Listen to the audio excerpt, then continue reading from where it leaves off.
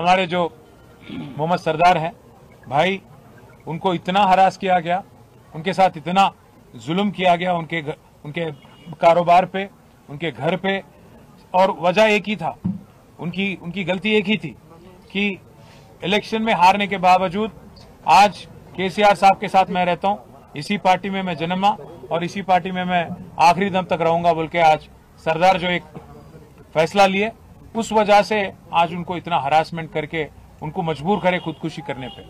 मैं यहाँ के जितने भी अफसर है जीएचएमसी के और बाकी अफसर है, मैं उनसे रिक्वेस्ट भी करना चाहता हूँ, सत्ता सरकार किसी एक का नहीं होता, हमेशा वो तो बदलते रहता। आप गलती मत करो, कांग्रेस वालों के दबाव में आके, कांग्रेस वालों के कोशिशों में आके, आप भी साजिशों में आके आप भी शामिल होके गलती मत करो। अगर गलती करेंगे तो 3 साल बाद फिर केसीआर की हुकूमत आती, केसीआर साहब की सरकार आती। हम लोग अभी हर चीज का हिसाब किताब रख रहे हैं, ये अच्छी बात नहीं है, क्योंकि अगर आप एक बोराबंडा आएंगे आज यहाँ पे, कम से कम 100 ऐसे गली दिखेंगे आपको जिसमें आप बता भी नहीं पाएंगे कि कौन सी बिल्डिंग किसकी है और कौन कौन चीज क्या है। यहाँ पे नोटरी प्रॉपर्टीज काफी ज्यादा है। कोशिश हमने की थी नोटरी प्रॉपर्टीज के वास्ते, केसीआर साहब जब थे 1 लाख पट्टा तो हम दे दिए जीओ नंबर 58 के अंडर हैदराबाद में। साथ ही साथ हमने कोशिश शुरू कर दी थी कि धरनी के अंडर ये नोटरी प्रॉपर्टीज को भी रेगुलराइज किया जाए। अगर रेवंत रेड्डी को और कांग्रेस को गरीबों की तरफ उनको अगर कुछ हमदर्दी है, गरीबों के लिए कुछ उनके दिल में जगह है, तो आपको क्या करना चाहिए, ये सारे नोटरी प्रॉपर्टीज को आप रेगुलराइज करो जल्द से जल्द।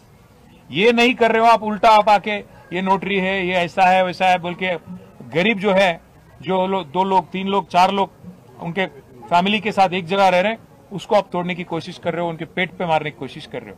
ये बिल्कुल गलत है।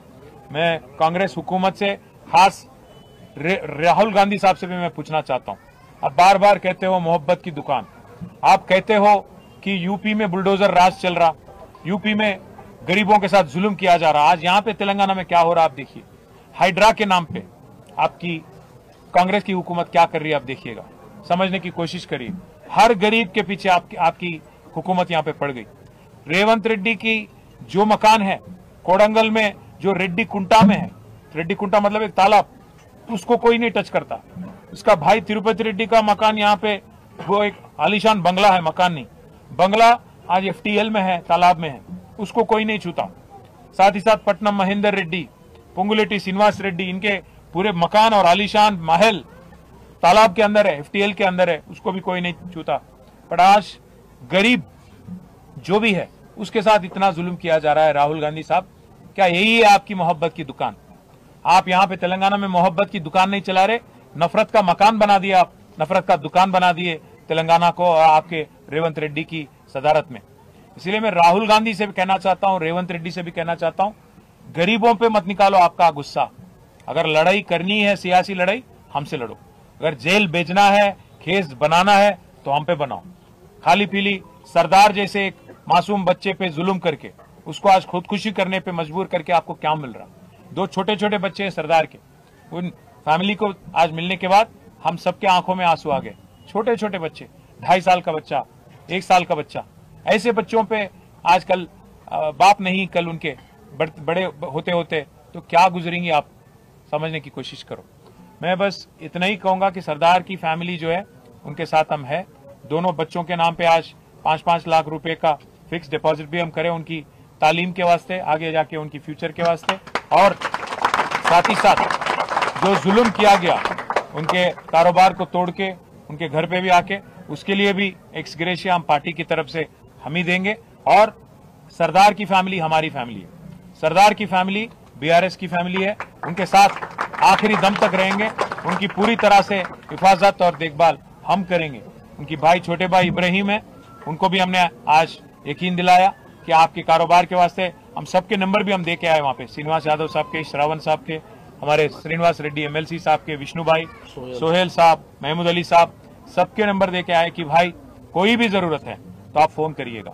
ऐसा नहीं है कि मागंटी गोपीनाथ गुजर गए मतलब हम यहाँ पे कोई ऐसा नहीं फील करिएगा कि आपके लिए देखभाल करने के लिए कोई लीडर नहीं है। पूरा पार्टी आपके साथ है और गोपी साहब की जो कमी है वो महसूस नहीं होने देंगे। हम सब आपके साथ रहेंगे, ये यकीन दिलाते हुए सरदार की फैमिली को जब तक इंसाफ नहीं मिलती तब तक हमारी लड़ाई जारी रहेगी।